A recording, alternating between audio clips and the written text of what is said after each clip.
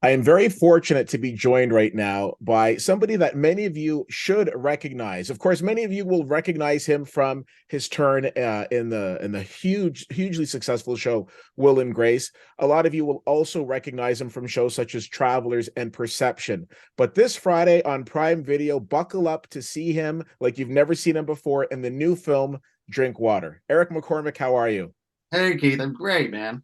Thanks. I appreciate you taking the time to do this. Now, before we get to Drinkwater, I have to take a step back and say your career as a whole has been nothing short of remarkable and consistent. I think since you started acting, you just haven't stopped. I'm glad that you have a few moments to chat with me today. What would you attribute the longevity of your fantastic career to? Because you've done everything from great Canadian shows like Street Legal and ENG up to and including Will and Grace, and also some fantastic dramatic work since then. But again, for me, it's just the consistency. So what would you attribute that to? I think, thank you, first of all. And second of all, there's nothing else I do or want to do. When I see people in this business decide that what they really want to do is have a soft drink or a booze named after them. They want to get into this or they want to that. I just want to be an actor. I've never wanted to take a long break. I don't even like vacations. So for me, the minute I started, and I was my first professional job was 41 years ago. I was at a dinner theater in Toronto. I spent years in the theater. When I got into television, it was just like I just want to keep working, and I never wanted, particularly a successful show. I always wanted a successful show, but I never wanted a show like that to stop that momentum. To say, well, that was it. That was my Mhm. one shot. So um, the producing I've done since then, I was a producer on Perception and on Travelers, and with the guys that created those shows. And it's just important to me to keep moving forward, to keep expanding my range, to keep going back to the theater. I'm going back to Broadway this year, and it's I don't need a break from the thing I Mhm. love. I love that. And one of the things too, again, is that I love that you can blend so easily from comedy to drama and what have you. Would you say that your theater background has helped you really accomplish that skill? Absolutely. I'm on record a lot as saying my first real influence was Mr. Dress Up. The idea that anything could be in that tickle trunk. Yeah. It could be a sorcerer or it could be a clown, and I want to play both. And I have as much fun playing really bad guys as I did shooting in Toronto last year, a new series called Slasher, as I do playing a goofy character like Hank in Drinkwater. They're both equally delightful to me. I love that. And speaking of Mr. Dress Up, is it true that you named your son Finnegan? Absolutely. I Love mean, that. we were like all parents, you struggle to find that name. And then I think I looked at my wife and went, Finnegan. And she said, Abs. God damn right. Yes, that's happening. I love that. I love that. Okay, so let's talk about Drinkwater. This is I say a new film, but it was making the festival circuit not too maybe a couple of years ago Yeah. and what have you. Now it's coming to Prime Video. Tell the good people a little bit about Drinkwater. Well, it was so we were 5, 6 months into COVID and the lockdown, and so getting a call from some Canadians saying we got this little movie. It's in Penticton. It's about Penticton. It's a very much a Canadian film, unapologetically so. And here's the character, and this character is kind of a deadbeat dad that is hilarious. And as I read it, I thought this guy sounds like I know what he sounds like. He sounds like my wife's family. Sounds like her uncle Donnie. He's that guy up there going. But we're going to the game, but I'm not paying for the tickets because they're free, huh? I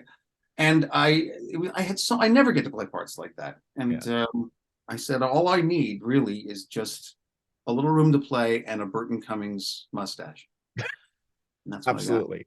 And mission accomplished. Now, the director of this film, Stephen Campanelli, was directed a couple of different things, but one thing in particular, Indian Horse, which I've always said is required viewing. After seeing Drinkwater, I would put this on that list. I think, to your point, unapologetically Canadian, but Yeah. just also such a wonderful love letter, not just to Canada, but just kind of like our version of what a John Hughes classic would look like.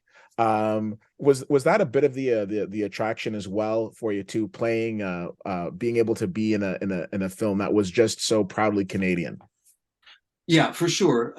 With most like an offer like this, there's two elements. One, you read it and you go, okay, I love this script, but who's directing it? And then to get on the phone with Steve, who I'd never met before, 15 minutes in, it was so clear that this guy was full of, he's from Montreal originally, uh, full of life, full of love for all the references. He had all these ideas about how much Canadian music he was going to put in this thing, and that's it's his spirit that really infuses the way he shoots Penticton. I think it's like a love letter to the place. It's really wonderful. Absolutely. And again, your character is so incredibly fun in this film. Was it well, I guess you can't really answer this question, but I have to think it must be somewhat intimidating as you walk on set, Emmy Award winner, Screen Actors Guild Award winner, Hall of Fame, a Walk of Fame, excuse me, Hall of Fame recipient, and then you walk in. It's like, what is that? You know, what is that like in terms of when you walk onto the set? Are people just like, okay, you know, fellow actor, he's here to do the work, or do you find that you're spending a bit of time posing for selfies? Uh, Selfies usually come later, but Okay. I think I love it. I love the position. I mean, these days I tend to be the oldest person in the cast, and I love the fact that I can bring whatever I can to help a show along, to and to inspire the. I mean, I'm not the star of this movie. The two young people in it, Daniel Doheny and Larissa Tronco, are fantastic. Their chemistry is fantastic. They're really funny. So I'm kind of the character guy that comes in, and it's just up to me, I think, in the first 15 minutes to make sure everybody knows I'm here for fun. I'm not gonna stay in my trailer or have a bigger trailer. It's Yeah. just I still love the work, and I love to use my power for good, I guess. Yeah, I think it's a beautiful film. I think it's a great ensemble film. And one of the things too is Stephen Campanelli made us cry with Indian Horse. We cry again in this movie, but it's more tears of joy. And I think it's a very uplifting film that I strongly recommend that the people check out again on Prime Video. And one other comment: the soundtrack, phenomenal. Like Isn't it's it? yeah, I don't such a even great know how we soundtrack. afforded it. Graham, our producer, it's all his money, his first film. He has some money, but still, I think 80% of our budget had to be all those great Canadian needle drops that Yeah. sometimes are the biggest laugh in the movie. It's just it's delightful, and it really took me back. It's not an 80s movie, but it kind of feels that way, as to your John Hughes reference. It Yeah. has that feel of that kind of coming of age film. It's a timeless decade. Well, now I want to be respectful of your time, so I want to take us through some fun rapid fire questions. So these are meant to be nothing more than fun.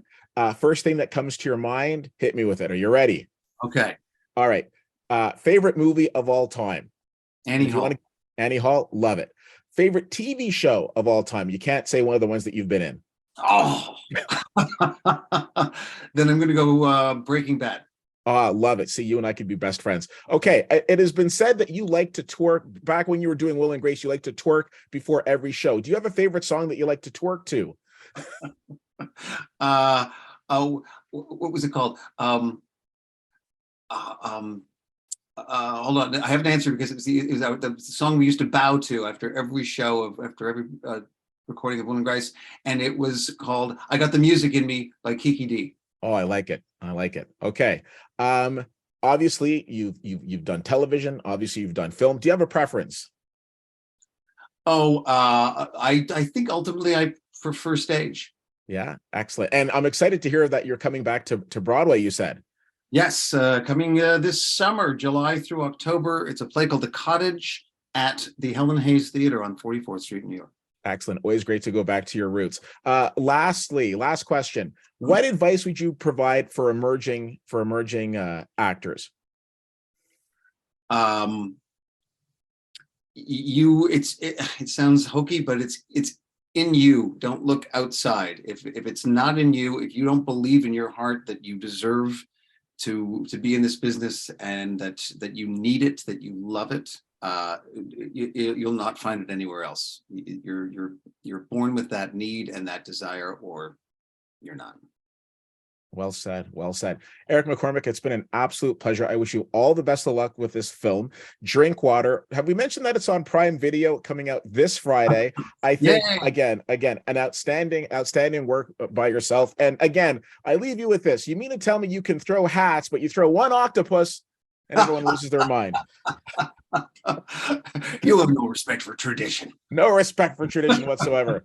A pleasure speaking with you, sir. Wish you all the best. You take care. Thanks, Keith.